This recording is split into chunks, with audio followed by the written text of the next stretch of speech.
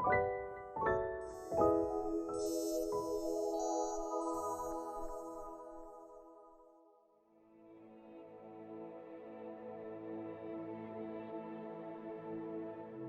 bienvenidos hermanos, que el Señor los bendiga, bienvenidos a una nueva reunión. Le damos gracias al Señor por poder estar una vez más juntos, a pesar de que algunos estamos en las casas, estamos todos unidos en un mismo espíritu, estamos todos juntos y nos une la sangre de Jesús, amén. Vamos a orar para poder arrancar esta reunión. En el nombre de Jesús te damos las gracias, papá, por permitirnos volver, Señor, a compartir una vez más, Señor, en tu casa. Una vez más, Señor, juntos, Señor, te damos las gracias por tu amor y por tu misericordia, Señor, que se renueva día a día con nosotros. Papá, dejamos en tus manos esta reunión, Señor, y que seas vos, Señor, el foco y el centro de la misma. Te damos las gracias en el nombre de Jesús. Amén y amén.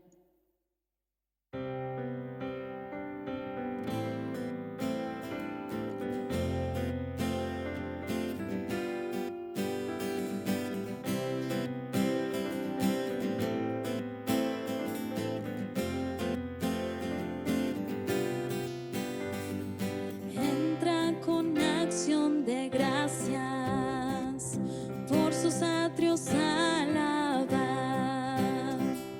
entra en su presencia con gozo, cantando grande y fuerte es Jehová, alabadle al son de trompetas, con pandero y arpa también, que toda la creación cante hoy, alabándole con el corazón,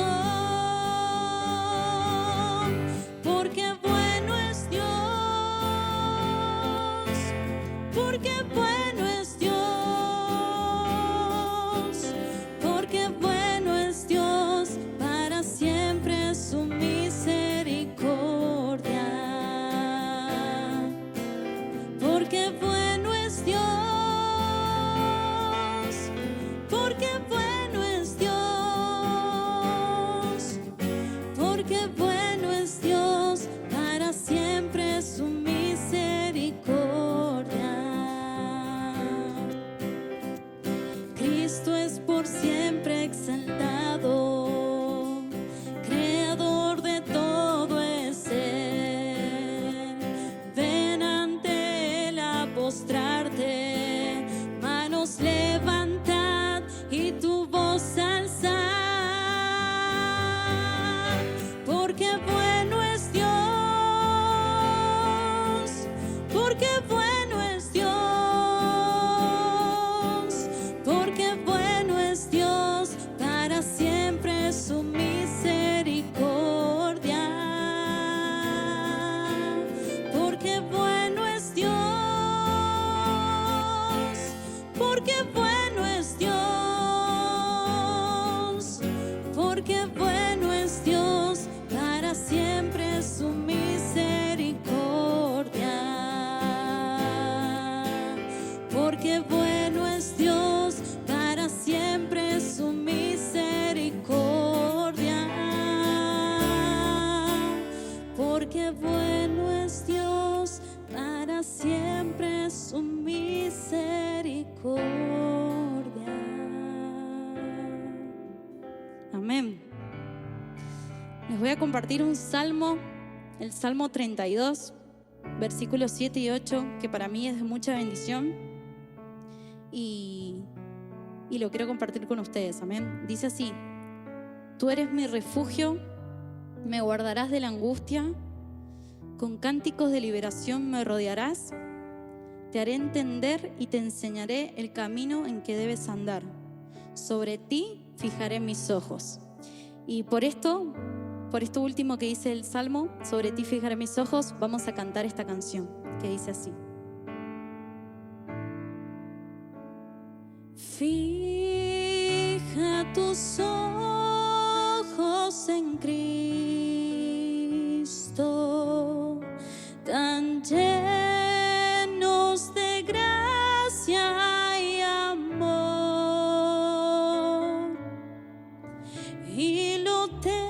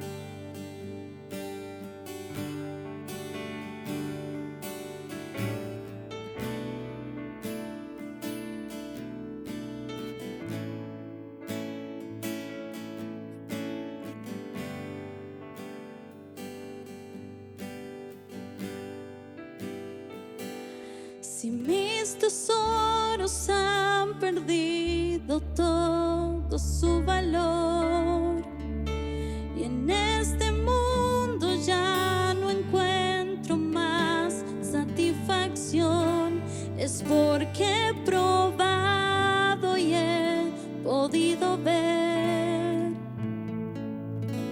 a Cristo Jesús.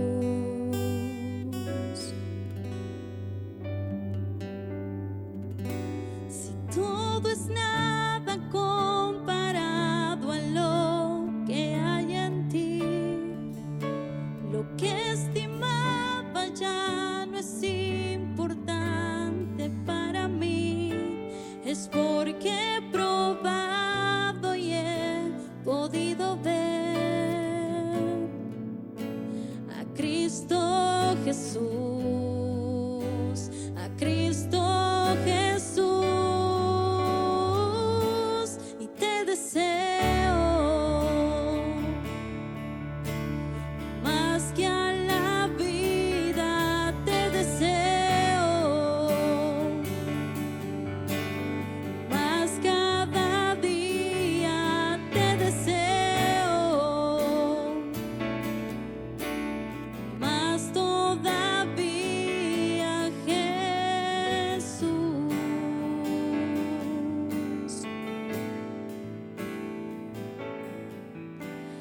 Tú suficiente serás, tú suficiente serás, hoy y por la eternidad. Tú suficiente serás, tú suficiente serás, tú suficiente serás, hoy y por la eternidad. Tú suficiente serás, y te deseo más que a la vida, te deseo más cada día, te deseo más todavía, Jesús.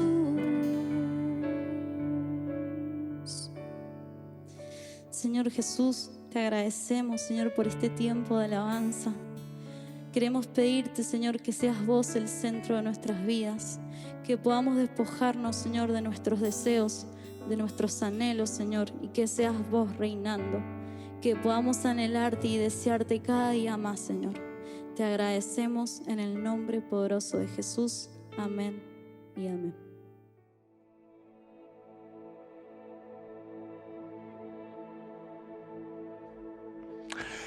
Buenas tardes, querida iglesia. Es un honor y es un gusto poder comenzar esta nueva reunión, ¿sí?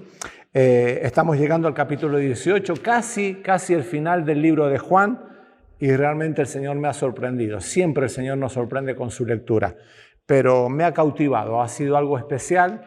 Hablábamos con un hermano de ver cómo encarábamos este capítulo, porque tiene muchos personajes, muy rico en todo sentido, pero el tiempo es poco. Son casi 56 versículos, del capítulo 18:1 hasta el 19:16, casi imposible tomarlo en 40-50 minutos. Por lo tanto, vamos a tratar de sacar el jugo en lo más posible a algunos personajes. Vamos a leer solamente una porción de la palabra. Juan 18 nos va a decir: habiendo dicho Jesús estas cosas, salió con sus discípulos al otro lado del torrente de Cedrón, donde había un huerto, en el cual entró con sus discípulos.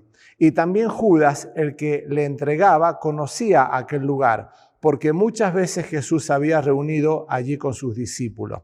Judas, pues tomando una compañía de soldados y alguaciles de los principales sacerdotes y de los fariseos, fue allí con linternas y antorcha y con armas.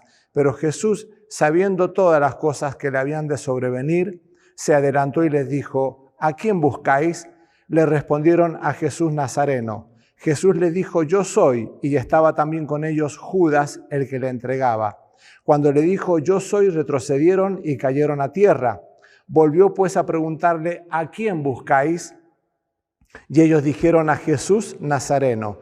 Respondiendo Jesús: os he dicho que yo soy, pues si me buscáis a mí, dejad ir a estos, para que se cumpliese aquello que había dicho: de los que me diste no perdí ninguno. Y vamos a dejar por un momento este pasaje y vamos a introducirnos en lo que está sucediendo en este momento. Buscando material, escuché un orador que hablaba del día jueves, el jueves santo, y mencionaba que era el día D, haciendo referencia a la invasión de los aliados a Normandía cuando ingresaron a las playas en Francia en contra de los alemanes, ¿sí? Y es muy conocido el día D. Había un programa de política que se llamaba el día D, y es el día de las decisiones. Todo lo que va a surgir posteriormente, después de este día, va a ser como resultado de las decisiones que el Señor Jesús está tomando acá. No significa que hasta acá el Señor no sabía qué hacer. Más adelante dice, sabiendo todo lo que iba a suceder. Pero es en este día, el día jueves, cuando Él se levanta y sale con sus discípulos para enfrentar lo que sucedería. Pero Él toma las decisiones en este día. Dice, y habiendo dicho Jesús estas cosas salió con sus discípulos al otro lado del torrente de Cedrón. Y yo digo, ¿qué tiene que ver el torrente de Cedrón? ¿Por qué está esta frase ahí en la palabra? El torrente de Cedrón. Toda la creación, toda la humanidad cae como un embudo ante este día. Todo cae como un embudo a este día jueves. Es algo importante. Las decisiones, como dijimos, que Jesús va a tomar acá, van a llevar a la cruz. Van a llevarle a la cruz. Salió con sus discípulos al otro lado del torrente de Cedrón. Salió del lugar y entró. Y esto tiene una característica simbólica muy importante. Esto tiene muchas implicancias, este torrente de Cedrón. Este torrente de Cedrón es un valle que divide entre la ciudad de Jerusalén y el Monte de los Olivos. Y justamente en ese lugar es donde más profundo se hace, casi tiene 30 metros de profundidad y tiene unos 120 metros de ancho. Es decir, tenían que descender mucho, casi en el terreno de 120 metros de ancho. Era un lugar geográfico que más adelante se le va a llamar el Valle de Josafat, en la profecía de Joel 1:3, del 1 al 2, donde cuando el Señor venga, dice que va a sentar sus pies en el Monte de los Olivos e iba a juzgar a las naciones. No el juicio final, sino el juicio cuando Él venga por segunda vez, asiente sus pies por las decisiones que las naciones tomaron contra su pueblo. Buscando también material, googleando un poco, sale que en la ladera del Monte de los Olivos hay un cementerio donde todos o muchas personas que están llegando al final de sus días quieren encontrar un lugarcito, porque saben que cuando el Señor venga, los muertos resucitarán primero, como algo simbólico, como queriendo estar en primera fila de la resurrección, a modo de argumento. También llamado el Valle de Josafat. Es algo muy curioso lo que nos dice esto, porque en esa época era quizás ese valle el depositario del sacrificio de los animales que se hacían en el tabernáculo. Si ustedes pudiesen googlear lo que era ese valle, van a ver el murallón que quedó del templo. Detrás de ese murallón la mezquita de Omán, actualmente musulmán, y acá abajo, a la ladera, el valle del torrente del Cedrón. Era un lugar de sequía, un río seco, podríamos decir, que cuando había mucha lluvia, eso era como un río imposible de transitar. Pero cuando no había lluvia, era un río seco que se podía pasar muy fácilmente por él. 30 años después de que fuese crucificado el Señor, se hizo un censo de los sacrificios que se hacían en el templo y llegaron a contabilizarse aproximadamente 240.000 corderos sacrificados. Por lo tanto, del templo hasta el torrente de Cedrón, ese canal, ese río seco, había un subcanal, podríamos decir, donde la limpieza, el lavado, la sangre corría y se depositaba en ese torrente. Vamos a ver enseguida que tiene un nombre muy especial, pero este torrente tiene algo muy especial realmente, algo que me impactó. El domingo pasado, mientras escuchaba el mensaje, venía leyendo el material porque me tocaba hoy a mí y me cautivó el torrente de Cedrón. ¿Qué significa? Empecé a estudiar, a indagar toda esta semana y ha sucedido algo muy curioso. Miren, las cosas en la palabra no salen por casualidad y siempre hay un mensaje primario, hay un mensaje secundario, hay cosas que Dios nos dice si indagamos en su palabra. Las cosas no suceden por casualidad, suceden porque el dedo de Dios, la guía del Espíritu Santo está puesta en el testimonio y las escrituras de los autores. Y dice Samuel, segunda de Samuel, capítulo 15, versículo 23, vamos a leerlo porque es muy, muy importante, tiene mucho que ver con esto.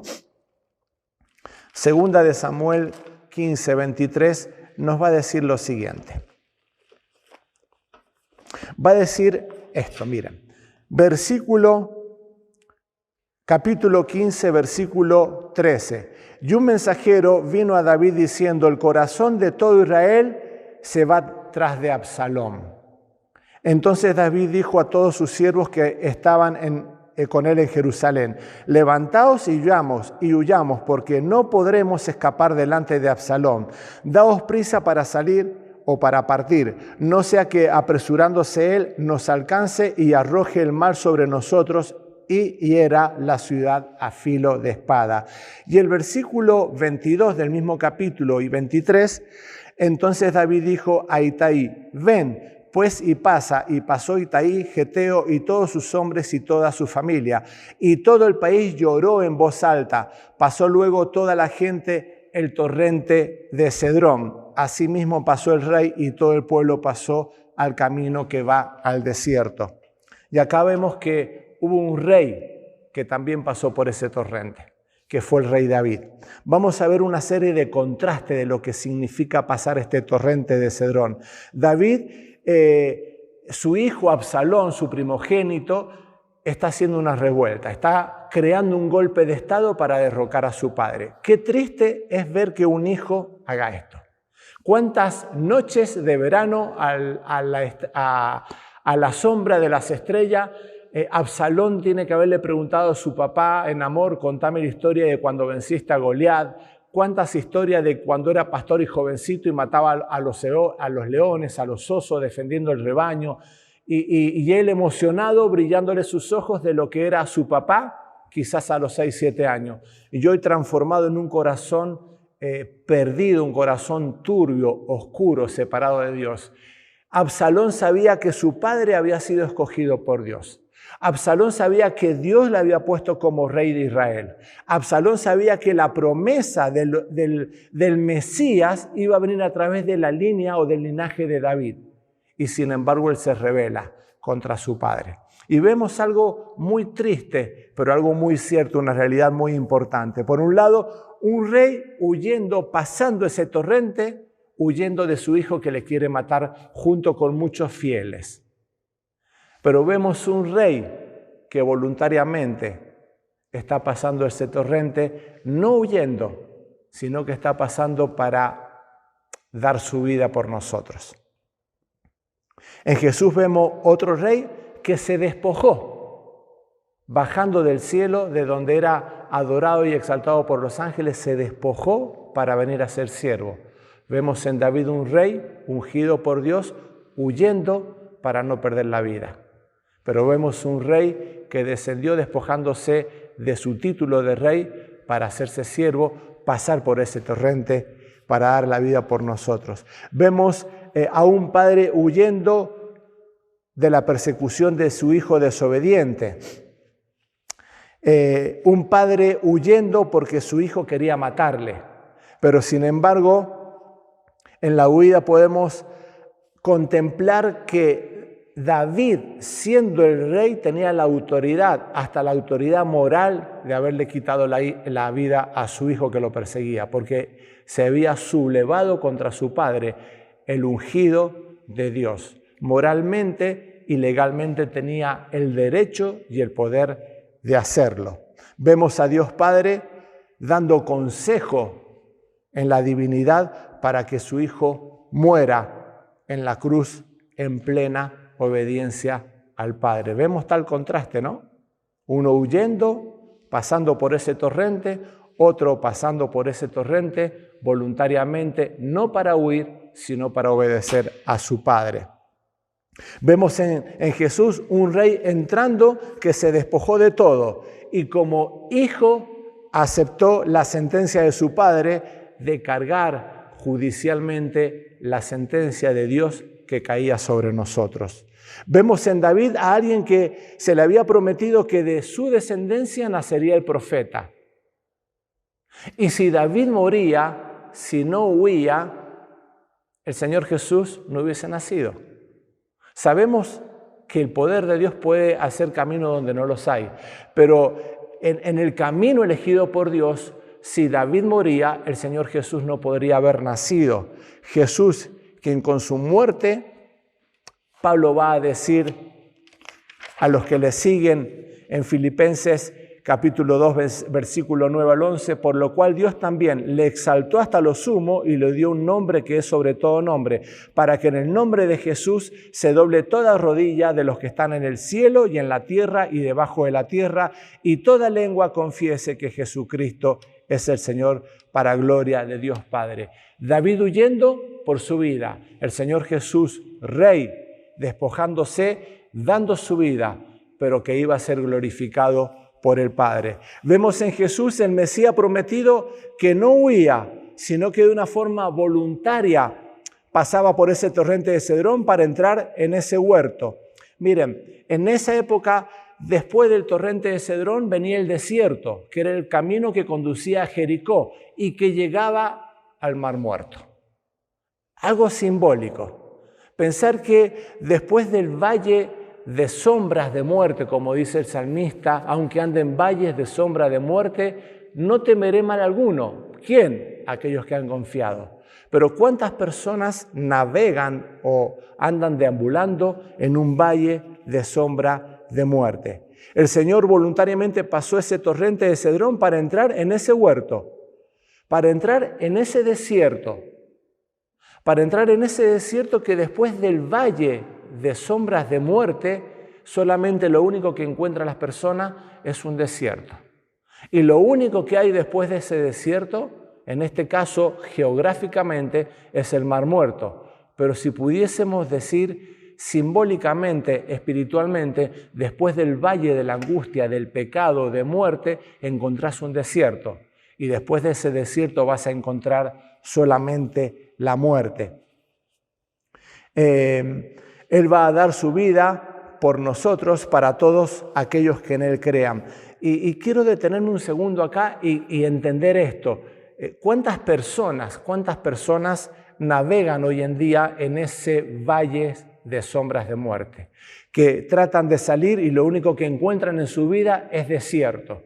Y lo único que encuentran en su vida después de ese desierto es la muerte, el suicidio, el abandono, la depresión, la angustia, la desesperación. Solamente desierto fuera de la presencia de Dios. Ahora, no solamente al cruzar este torrente nos está dejando una perspectiva de lo que el Señor Jesús hizo, porque el Señor al descender lo hizo voluntariamente para entrar en el desierto de tu alma, de tu vida y de mi vida, para que ese camino de sombras de muerte que me conducía justamente a la muerte, Él lo truncase, Él lo parase y tuviese que cortar con ello si hay alguien que en Él cree, si hay alguien que en Él se aferra a su amor. Solamente lo hizo Él enfrentándolo porque el Padre lo había mandado. Ahora, hay otra cosa muy interesante, porque cuando el Señor cruza, se encuentra con el huerto de Getsemaní. que está al pie del Monte de los Olivos. Y esto también tiene su significancia. Al cruzar estaba el huerto de Getsemaní, que la palabra en realidad es la traducción, es el huerto de la Amazarra. No sé si se pronunciará bien, creo que es así. Es el huerto de la Amazarra, donde se molían las aceitunas que producía ese huerto, ¿sí? Y esto nos hace reflexionar también. Jesús, como si fuera un reflejo de esa molienda, al entrar estaba como tomando la decisión de que su cuerpo fuese molido por cada uno de nosotros.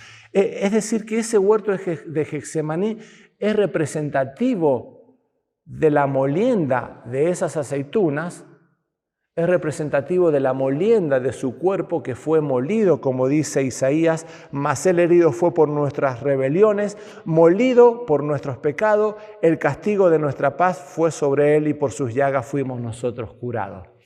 Empieza el versículo, mas él herido fue por nuestras rebeliones, molido por nuestros pecados.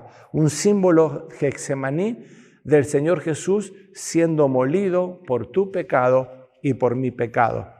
Y quiero detenerme también un poco en Absalón, el hijo de David. Miren, Absalón era el heredero directo si no hubiese pasado lo que pasó.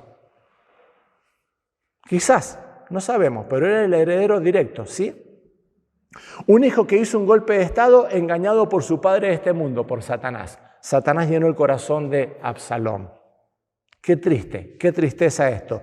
Para derrocar a su padre, terminó en una enramada, en una encina con su cabellera y colgado de la misma. Cuenta en 2 Samuel 18, si lo leen después en sus casas, que Absalón, encontrándose con el ejército, soldados de su papá, del rey, salió huyendo en un animal. Dice que cuando iba huyendo tenía una cabellera hermosa, una cabellera muy linda, dice la historia. Y dice que él no se agachó y su cabeza quedó enredada en la encina y quedó colgado. El animal siguió corriendo, galopando. Y dice que vino un siervo del rey y le vio que estaba colgando. Y fue y se lo contó al jefe del ejército de David, a Joab. Y bueno, no quiero dilatarme tanto en la historia, vamos a ser más precisos. El tema es que Joab vino con 10 lanceros y viéndolo a Absalón, le mata en la encima colgado. ¡Qué cobardía! Matar a una persona indefensa, por más que era el enemigo del rey. Pero nos deja una enseñanza esto. Vemos a Absalón, un hijo rebelde, colgado de un árbol. Vemos a Cristo, un hijo obediente, colgado de una cruz. Vemos a Absalón, un hijo que se apartó de Dios y dice que cuando vino Joab, el rey, el jefe del ejército, le clavó 3 dardos en su corazón y 10 lanceros lo mataron clavándole las lanzas y quedó colgado en el árbol. Ahora vemos a Jesús que bastaron 3 clavos. 3 clavos para colgarle en la cruz y una sola lanza. Pero no para matarle la lanza, sino que para que cuando la lanza fuese clavada en su corazón y saliere agua con sangre, se pudiera certificar que el Señor Jesús ya había muerto. La lanza no le mató al Señor Jesús, Él entregó su vida voluntariamente. Pero su corazón no fue clavado con 3 dardos, fue clavado con los dardos de los pecados de cada uno de nosotros.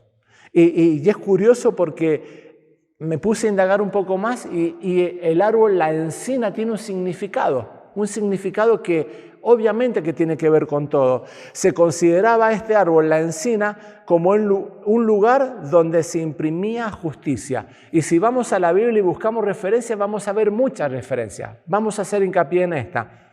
Y vemos como un lugar donde Dios impartió justicia en Absalón.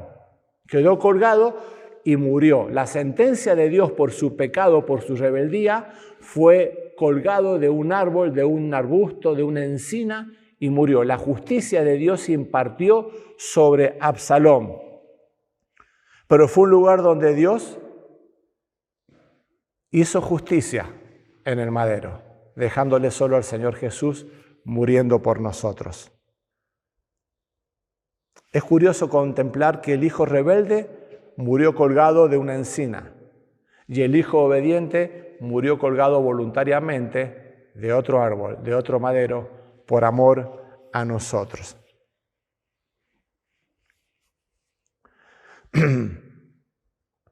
Vamos a ver a Jesús, otro hijo que con sus brazos abiertos, sus manos despojadas de maldad, limpias e inocente, dando su vida no de una encina, sino de una cruz para poder abrazarnos a todos nosotros. Le vemos al Señor Jesús con sus manos limpias de pecado, limpias de mancha, en plena obediencia, muriendo, entregando su alma, entregando su espíritu al Padre con unos brazos abiertos para poder abrazarnos a nosotros.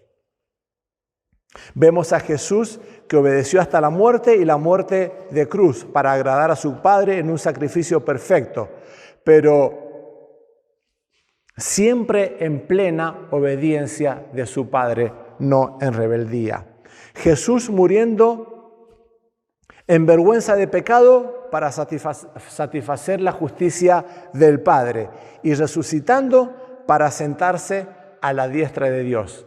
Vemos a Absalón muriendo en vergüenza de pecado, de desobediencia, pero en tristeza total, porque cuando el rey David se entera que Absalón fue muerto por sus soldados, andaba llorando por el palacio: Absalón, Absalón, hijo mío. Qué tristeza, qué comparación. Un padre llorando desconsolado por su hijo rebelde sabiendo que se había perdido. Y un padre que le dio la espalda a su hijo, que cuando su hijo murió fue recibido con los brazos abiertos para sentarse a su diestra. Qué contraste grande. Qué importancia que tiene este torrente de Cedrón. Qué importancia tiene este huerto de Getsemaní. Jesús muriendo por amor a nosotros. También vemos y simbólicamente que Satanás venció al hombre en una batalla mortal en el mismo huerto, desterrándolo del huerto y produciendo una muerte universal para todo el linaje o descendencia del ser humano. Pero vemos a Jesús que empieza otra batalla en otro huerto, donde aparentemente Jesús pareciera que era vencido, donde aparentemente parece que Satanás volvía a tomar las riendas de la lucha y volvía a ganar y volvía a vencer, pero no era para nada lo que estaba sucediendo. Jesús estaba siendo clavado y venciendo a Satanás en su propio terreno. Donde él vino y causó caos, mentira, engaño en el huerto de Edén, el mismo Señor Jesús en ese mismo huerto estaba creando o enfrentando a su enemigo, pero venciéndole en su propio terreno, venciéndole de visitante. Y en el huerto el hombre moría y era destituido espiritualmente, pero también físicamente moría. Pero por la paga del pecado es la muerte. Pero Jesús, entrando en ese huerto, fue para que nos diera vida a nosotros. Vamos muy avanzado con la hora. Vamos a seguir un poquito más adelante. Vamos a pasar al Monte de los Olivos. Tenía que pasar por este torrente de Cedrón, que significaba con toda probabilidad un lugar oscuro, porque después de ese torrente venía un desierto, o también quizás llamado turbio, quizás por la sangre que se derramaba de los animales que estaban aquí. Es donde aquí Jesús comenzó su pasión. Miren, en un huerto en Edén, en Génesis 3, allí mismo donde el hombre cayó, fue prometido un redentor, en Génesis 3:15. Para otros quizás ya es un jardín deleitoso, pero que aquel cristiano que hoy disfruta de ese jardín, todo comenzó en un Edén con lágrimas, pero todo comenzó también en un Getsemaní, donde hubieron lágrimas y transpiración de sangre, como dice la palabra. Y vamos a seguir rápidamente porque quiero ver muy rápidamente a Judas, muy rápidamente, porque hay varios personajes, pero no quiero dejarlo de lado. Judas estaba con ellos. El que solía estar con los seguidores de Jesús, ahora estaba con los perseguidores de Jesús. ¡Qué increíble! Hay una poesía, dice, habla de las piezas de plata que recibió Jesús. Dice, camina y se detiene. las mira y las cuenta. Dicen, qué hermosos brillos que tienen, y son 30. Por 30 piezas de plata traicionó a su Señor. Hay un economista argentino, leía, buscando, indagando, dice que haciendo una comparación que quizás no sea comparable, pero haciendo una comparación del valor de la plata después de muchas tablas, dice que quizás al valor de la moneda, de la plata del momento, a lo que vale hoy, quizás ese valor de la traición era entre 60 a 400 dólares. Es decir, que podemos decir que Judas traicionó a su maestro por 30.000 pesos, podemos decir. No hay dinero en el mundo para poder traicionar a nuestro Señor. Pero Judas con tan poco, con unas monedas brillantes de plata, traicionó a su maestro. ¿Cuántas veces habrá visto Judas la mano de Dios poderosa, la mano del Señor haciendo milagros que solamente el Señor Jesús podía hacer, y Él le traicionó con unas monedas de plata? Miren, esto lo saqué de una página y decía, Judas estuvo en la mejor iglesia, con el mejor maestro, con el mejor consejero, con el mejor pastor, sin embargo se perdió. Es decir, que no se trata de dónde estás, se trata de tu relación con Dios. No se trata de esta iglesia o aquella iglesia que a veces erróneamente le llamamos al edificio, se trata de tu relación con Dios. No se trata de otra cosa. Pero para agravar la situación de Judas, de lo que estaba haciendo, más delicadamente, él hizo uso, sabiendo y entregando al Señor Jesús con los sacerdotes, con el Sanedrín, del lugar donde el Señor Jesús, cada vez que terminaba su jornada, generalmente iba a descansar. Lucas 21:37 nos va a decir, y enseñaba de día en el templo y de noche, saliéndose estaba en el monte que se llamaba de los Olivos. Lucas 22:39, y saliéndose fue como solía al monte de los Olivos, y sus discípulos también le seguían. Jesús va a facilitarle la tarea. Miren, si hay algo que es fantástico es que el Señor Jesús sabía lo que iba a pasar. Era el día de las decisiones. El Señor Jesús en ese día jueves podía haber cambiado la historia. Podía haber llamado una legión de 12 legiones, ángeles de 12 legiones. Podía haberse escapado como muchas veces quisieron matarle, pero como no había llegado su hora, no podían matarle. Yo siempre me pregunto, qué tonto que eran. Estaban ahí, lo tenían agarrado, lo querían despeñar, lo querían matar y el Señor Jesús se le escapaba. Qué iluso, no era la hora. Pero este momento el Señor Jesús podía haberle dicho a sus discípulos, muchachos, me quieren matar, vámonos a Galilea, nos desaparecemos, llamo una legión de ángeles, me oculto, hago uso de mis atributos, tiro todo, se acaba con la farsa de los fariseos, me tienen cansado, se termina todo acá. El Señor Jesús fue porque sabía que Judas iba a ir a ese lugar, que era ese lugar de encuentro. Es el lugar donde el Señor Jesús a Nicodemo le dijo, cuando estabas debajo de la higuera te vi. Es el lugar donde parece que Nicodemo iba cada día a derramar su corazón y el Señor le veía. Ese era el lugar de descanso y de frescura donde él ya no estaba con sus siervos, estaba con sus amigos y podía descansar, como le había dicho un poquito de tiempo anteriormente. Él se fue a entregar voluntariamente, no se escapó, no se fue escondiendo de ellos. Jesús sale al encuentro de ellos, que venían con teas, antorchas, y no se ocultó. Teas eran unos palos que eran embebidos en una resina, como si fuesen antorchas, ¿sí? Como si el Señor Jesús en el huerto estuviese escondido en algún olivo. Sin embargo, el Señor Jesús de una forma voluntaria le sale al encuentro. Y esto nos habla de que Él entregó voluntariamente su vida. Él sabía lo que iba a pasar. Era una oportunidad perfecta para que se terminara todo, pero se entregó voluntariamente. Cuando Pedro le corta la oreja al siervo del alguacil, a Marcos, el mismo Señor le va a contestar a Pedro, la copa que el Padre me ha dado, ¿no la he de beber? Ese era su cometido. Esa era su decisión que había tomado el día jueves, beber la copa que el Padre le había encomendado.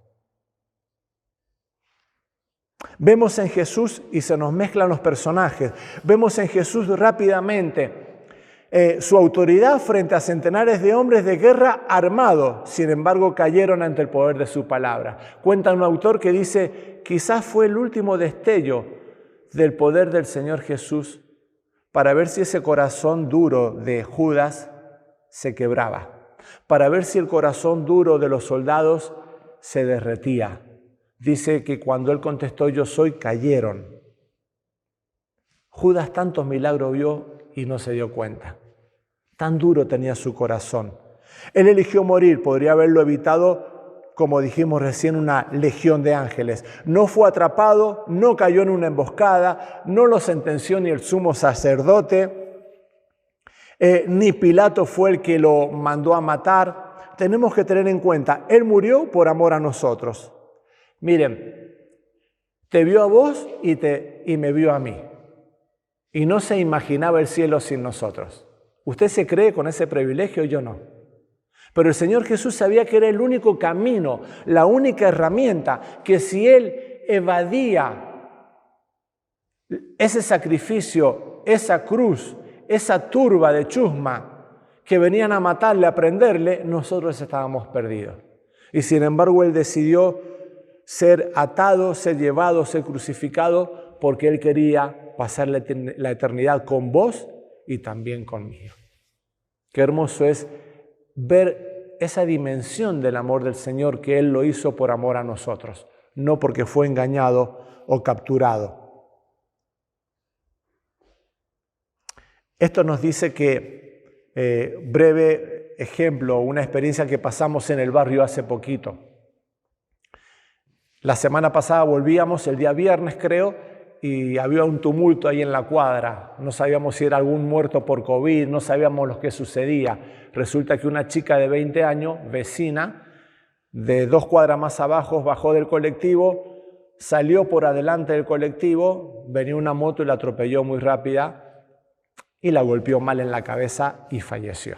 Fue un choque bastante fuerte. Una chica de 20 años, llena de vida, quien Jesús murió por ella. Y pensaba en ese momento, qué situación tan compleja, que mucha gente cree que el Señor Jesús vino quizás de turismo, quizás dejó el cielo para venir a crear una religión, quizás dejó el cielo para venir e implantar un símbolo de una cruz para llevar y listo y nada más, e irse como espectador y decir que murió por la humanidad. Y no es así.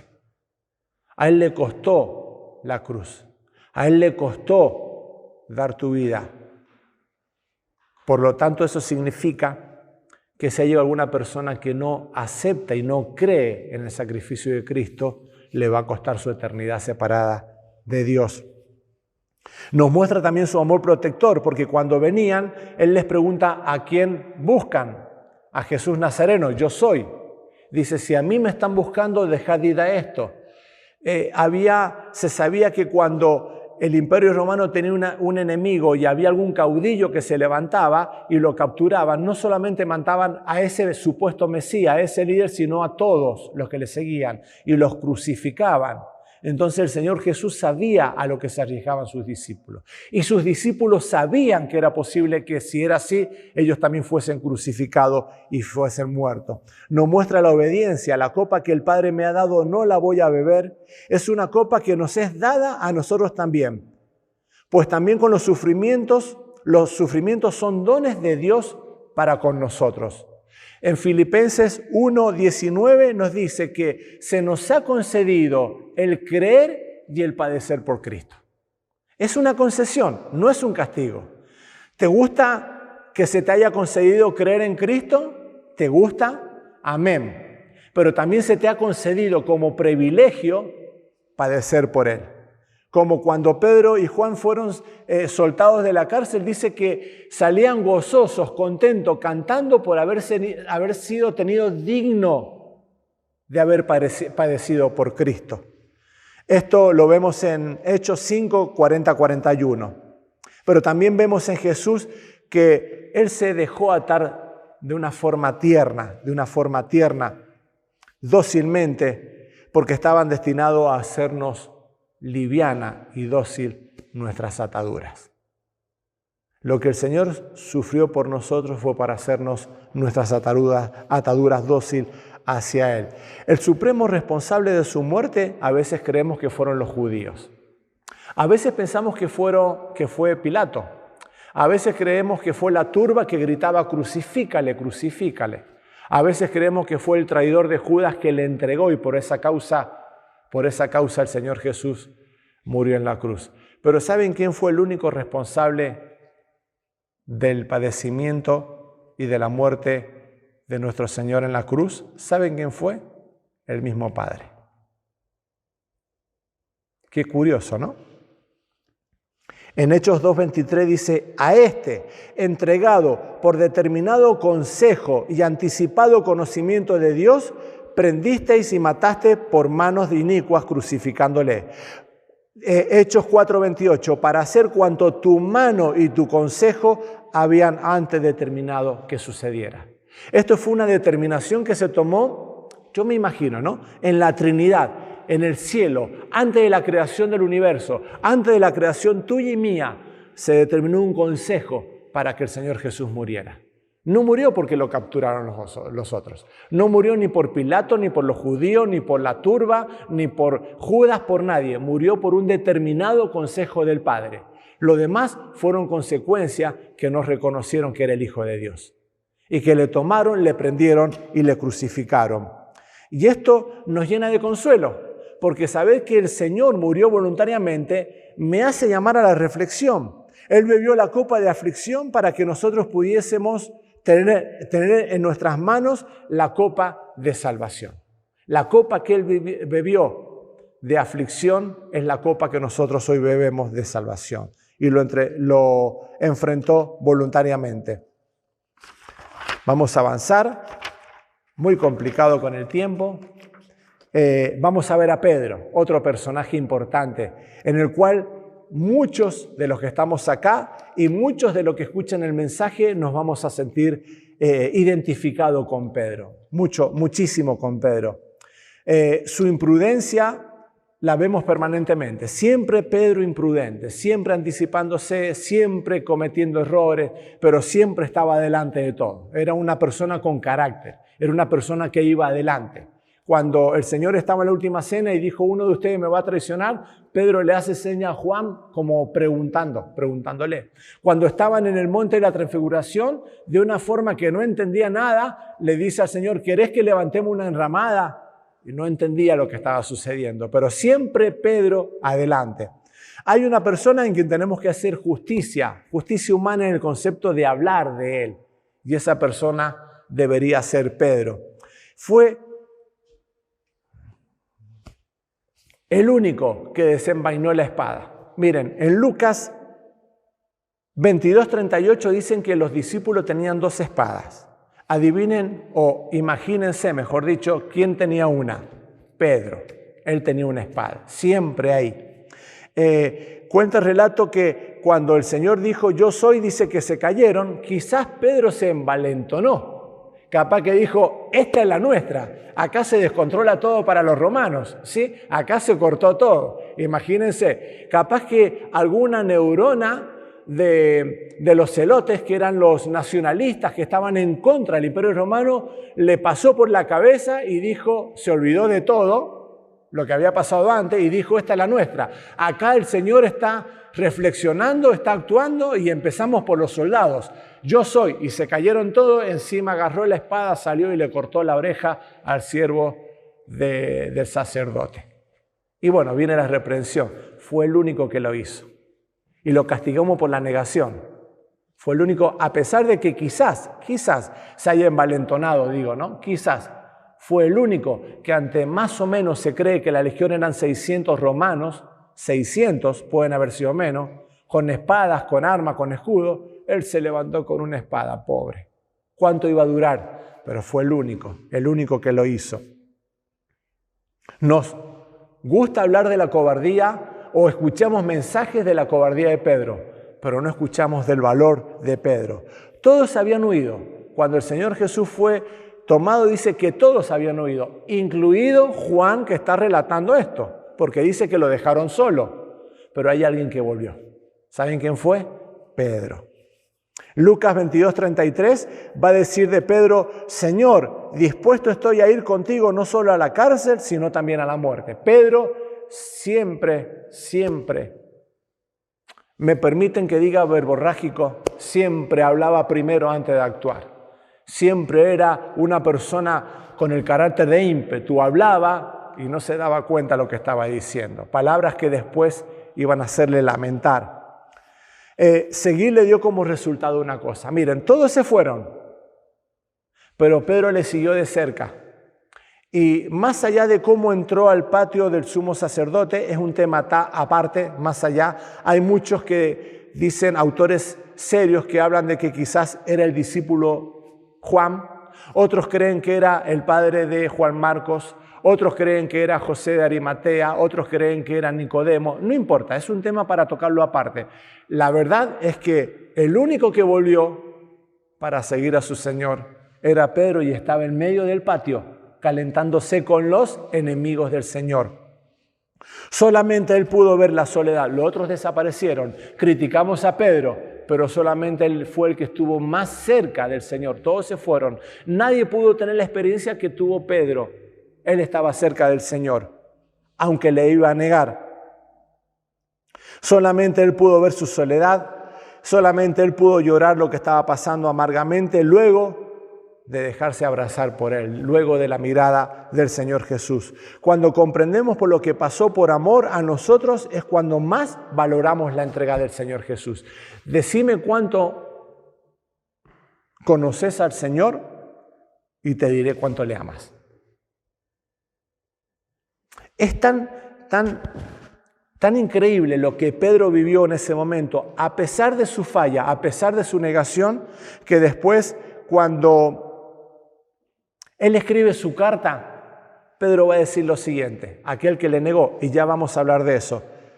Él va a decir, elegido según su presencia, el que le negó, en 1 Pedro. Él va a decir, para obedecerle, le había negado. Él va a decir que soy guardado, le había negado. Él va a decir, para que sometida a prueba vuestra fe, su fe falló.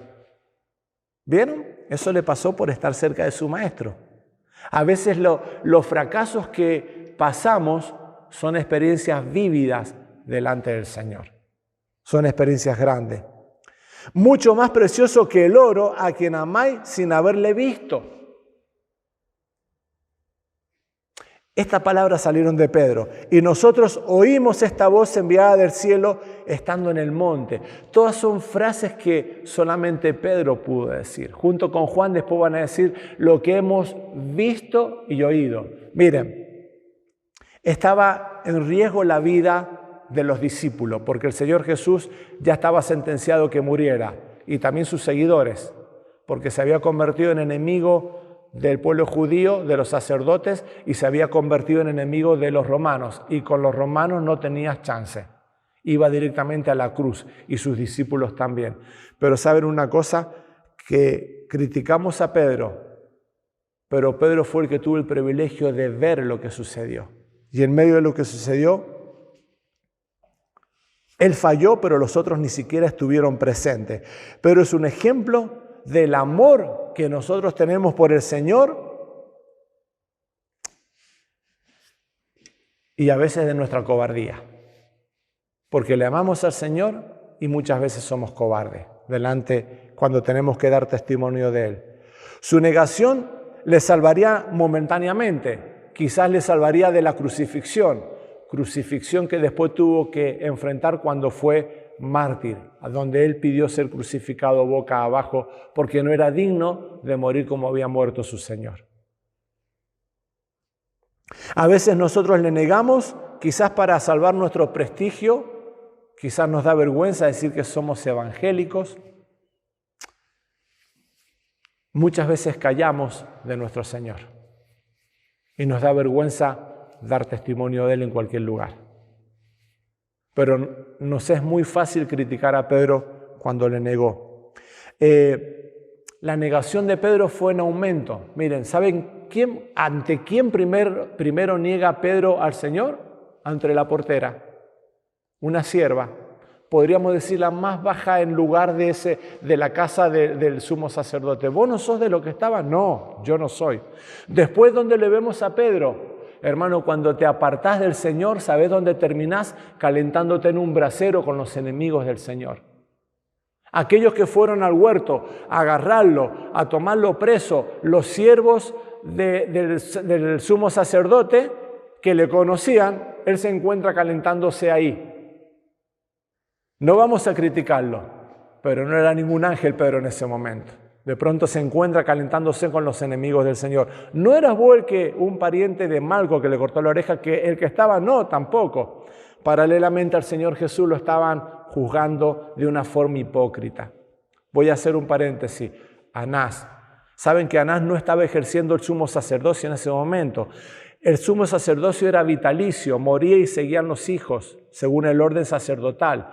Pero era una época de revolución, de coimas, de poder, de ambiciones. Hemos visto ya en unos estudios anteriores que Israel estaba en un desierto espiritual y acá se iban sumando de acuerdo a los intereses de Roma y a los intereses. Miren, al primero que lo llevan al Señor Jesús, ¿saben a quién es? A Anás, que no era el sumo sacerdote.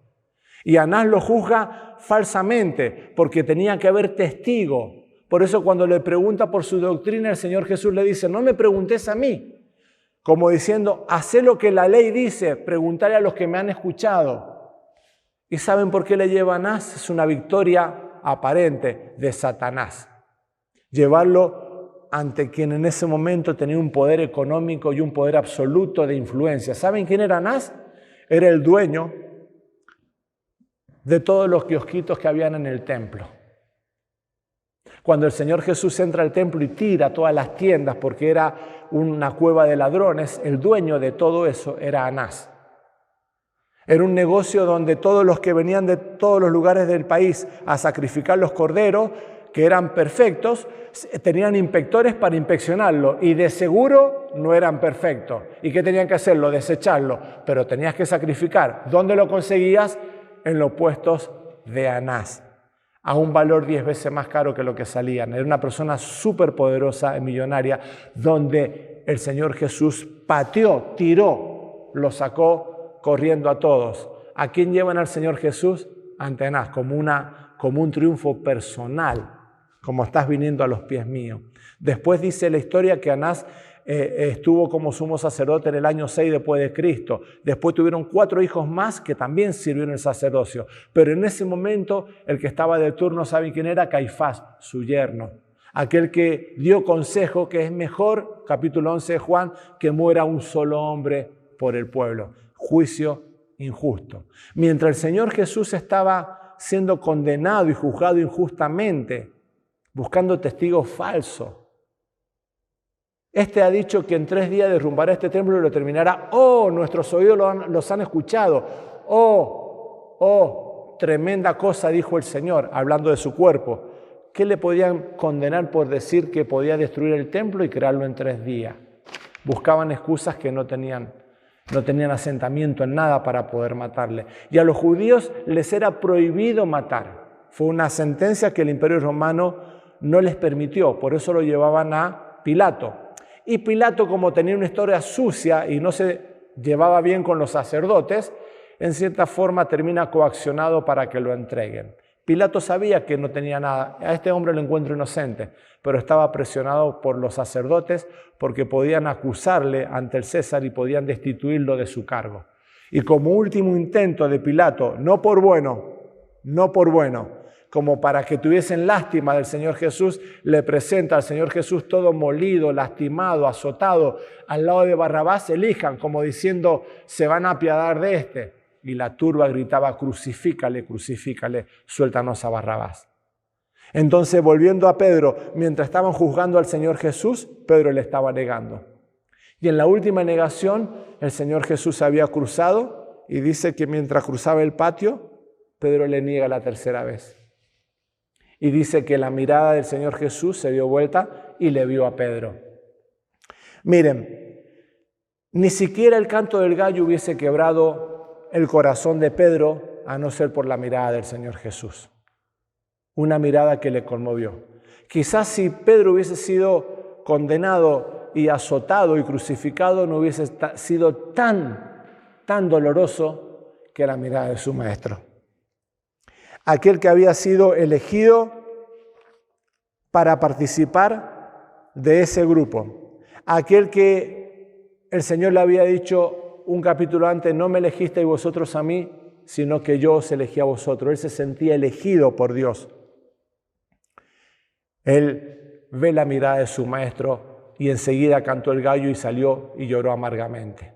Dice la traducción de Marcos que siguió llorando durante tiempo, como en un presente continuo. Cuenta la historia poética que Pedro cada mañana que escuchaba cantar un gallo, dice que por sus mejillas corrían lágrimas. En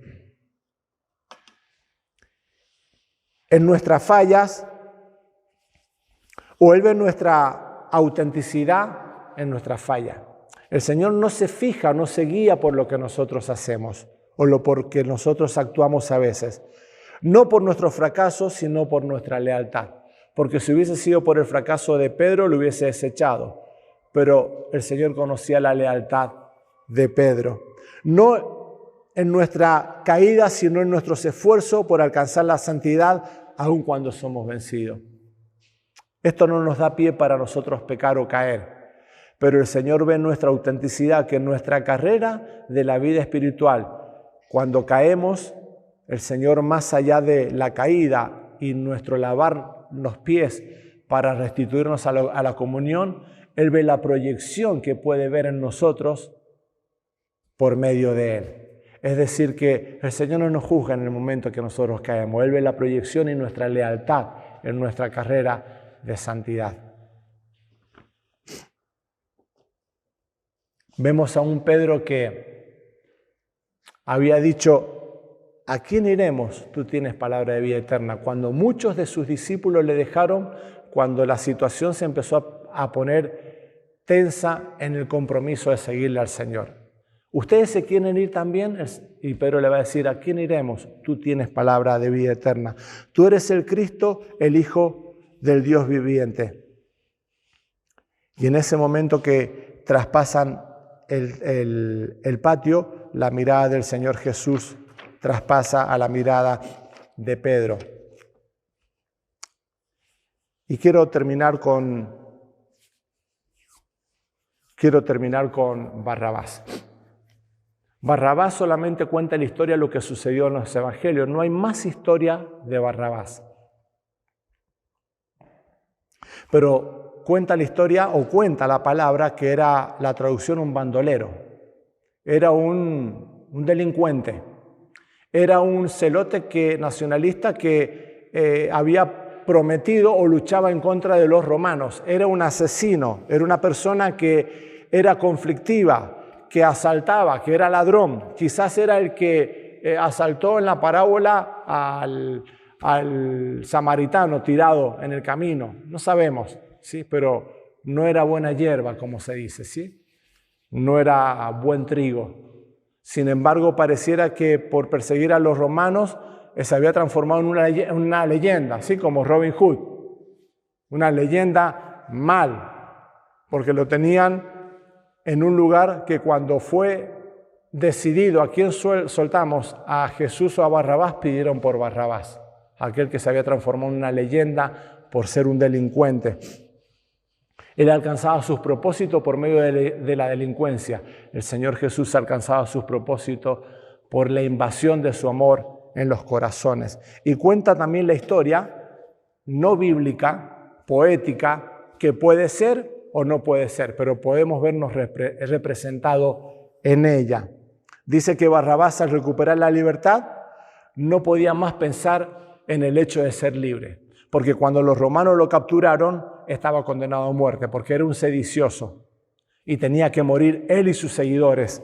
Pero cuando él recupera la libertad, dice que pensaba solamente en eso, en la alegría de haber sido soltado.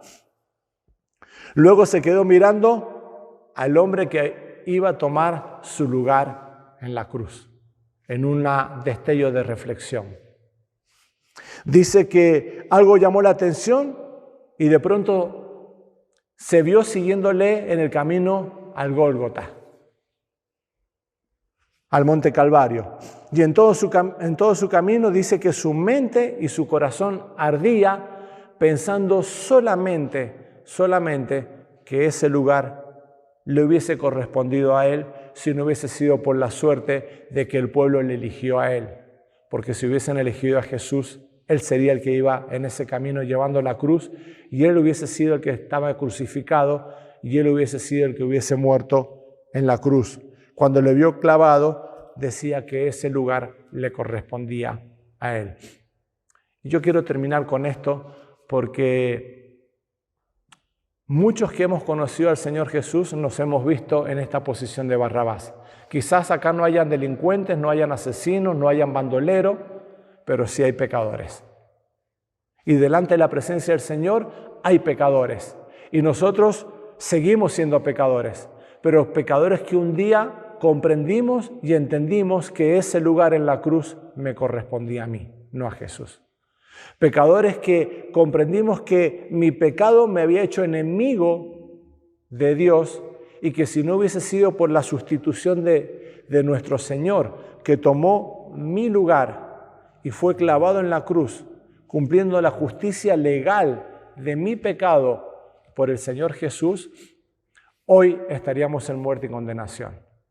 Pero quizás también hay personas que no sean ni bandoleros, ni delincuentes, ni asesinos, quizás sean buenos esposos, buenos padres, buenos hijos, gente que se dedica a trabajar, que ganan su trabajo con el sudor de su frente, que alimentan a su familia, o quizás no nos vamos al otro extremo, quizás personas adictivas, quizás personas con conflicto, quizás personas con pecados de hogares destruidos, personas que quizás en este momento están en un valle del torrente de Cedrón. Y el único camino que están encontrando es el camino de pasar ese valle y encontrar el desierto. Y quizás algunos ya están en el desierto y se están viendo en un camino que el desierto los conduce al mar muerto. Ya sea por una u otra situación, buena persona o persona con conflicto, buenos hogares, buenos vecinos, hogares destruidos, personas malas o dañinas o personas que han sido defraudadas. No sé cuál es la situación, pero hay un factor común en todo esto, que es que son personas con pecados. Y por lo tanto, si hay pecado en sus vidas, hay una separación y una muerte eterna. Y como decíamos recién, esa chica que salió o que venía llegando de su trabajo, bajando del colectivo y pasó por adelante de una forma imprudente, nunca se imaginó con sus 20 años de frescura de vida por delante, quizás llena de proyectos, de sus estudios, de su carrera, de su trabajo, de su novio, de formar un hogar, formar una familia, se vieron truncados en un accidente de una moto que la atropelló y cegó su vida. Mira, nadie tiene la vida comprada acá. Ninguna persona tiene sellado el documento que vas a morir dentro de 30, 40, 50 años. Y si aún fuese así, vas a morir. Dice un dicho que nadie sale vivo de esta vida. Y eso es real. Nadie sale vivo de esta vida. Hoy, mañana, pasado. Pero quizás te toque esta noche. Quizás te toque mañana. Quizás una moto imprudente te atropelle. Quizás un auto. Quizás problemas de salud. Lo cierto es que de pronto te podés encontrar que estás muerto. Y quiero terminar con un pensamiento. Espero encontrarlo. Todo comienza con un buen recuerdo. Todo arrepentimiento comienza con un buen recuerdo. Cuando el hijo pródigo se fue y pasaba necesidades y hambre, dijo: ¿cómo no voy a volver a la casa de mi padre si aún los jornaleros tienen para comer y tienen abundancia? Y su arrepentimiento comenzó con un recuerdo. Miren, si hay algo que va a ser tremendo, es que el día que te mueras, si estás sin Cristo, sin esperanza, si no has abierto tu corazón a Dios, ese lugar de tormento va a ser el arrepentimiento más triste que vas a tener, porque no vas a poder volver para atrás. Va a ser un gusano, un crujir, un llorar y crujir de dientes, donde va a pasar por tu mente el arrepentirte de no haberte arrepentido, el de haber estado a la puerta, el de haber escuchado el mensaje, el regalo de Dios que te da vida eterna si le aceptas como Salvador. No te olvides que Él encaró el torrente de Cedrón, Él encaró tu desierto para que vos tuvieras una primavera o un verano de salvación, y Él encaró la cruz que te tocaba a vos para que vos tuvieras salvación y vida eterna. No dejes de desaprovechar esta oportunidad o de aprovechar esta oportunidad. El Señor hoy te está ofreciendo. Hoy tu vida está a tiempo. Mañana quizás no. Que podamos reflexionar sobre esta enseñanza, que podamos comprender y entender que el amor de Dios te está buscando y quizás hoy sea la última oportunidad. Que el Señor nos bendiga. Vamos a terminar con una palabra de oración. Te damos gracias, nuestro Dios, en esta tarde por tu misericordia, tu amor, tu bendición y tu compañía, Señor. Gracias porque el amor del Señor Jesús nos impacta. Gracias porque su amor ha sido dado por nosotros. Gracias porque le hemos abrazado, porque su amor nos alcanzó, Señor. Queremos ponernos delante de tu presencia, pidiéndote tu bendición, que nos despidas, Señor, bajo tu paz y tu misericordia, y que tu palabra siga trabajando en el corazón de aquellos que quizás no te conozcan, Señor. Nos ponemos en tus manos, en Jesús. Amén.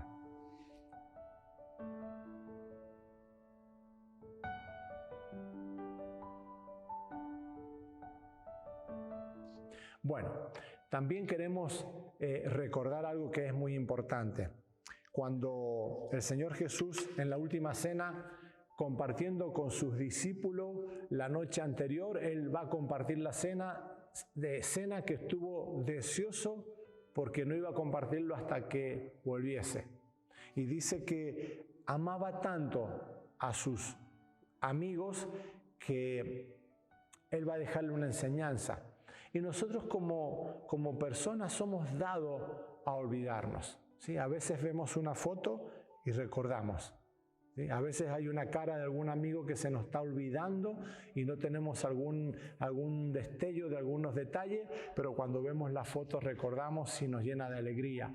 Y el Señor va a dejar establecido que nosotros hiciéramos memoria de Él siempre. ¿Y de qué forma? De una forma tan sencilla, que es compartiendo el pan y compartiendo el vino, que son símbolos, el pan de ese cuerpo que fue molido, que habíamos hablado recién, ese cuerpo que fue molido por nosotros, y de una forma tan sencilla, nosotros al tomar el pan, no por el pan en sí, sino por el pan que nos habla de su cuerpo que fue molido en la cruz por nosotros, y al compartir el pan recordamos el sacrificio que Jesús hizo en la cruz en nosotros. Y esto debería remontarnos hacia ese momento. Cada vez que me toca participar de la cena y voy a tomar el pan, siempre me imagino a los pies de la cruz, viéndole al Señor Jesús muriendo por mí. Y no entender nunca, aparte nunca voy a entender y nunca vamos a poder entender lo que Él padeció en la cruz por amor a nosotros. Pero qué bueno es poder participar de este pan recordando que lo hizo por amor a vos y por amor a mí. Y también cuando tomamos de este vino que nos hace recordar de su sangre, fue una sangre santa, limpia, sin mancha, que fue la única sangre que Dios pudo aceptar en sacrificio por nosotros, para poder perdonar nuestros pecados. Que el Señor nos bendiga.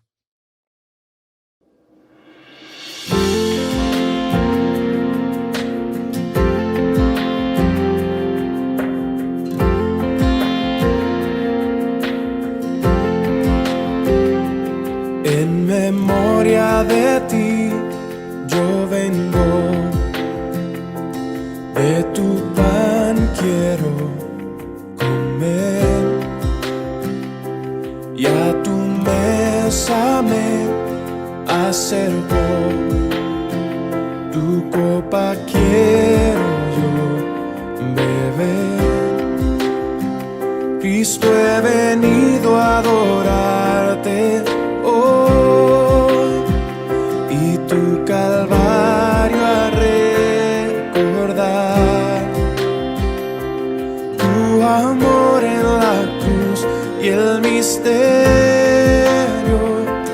de tu muerte en mi lugar. Hoy recordamos tu sacrificio, Señor, al celebrar tu santa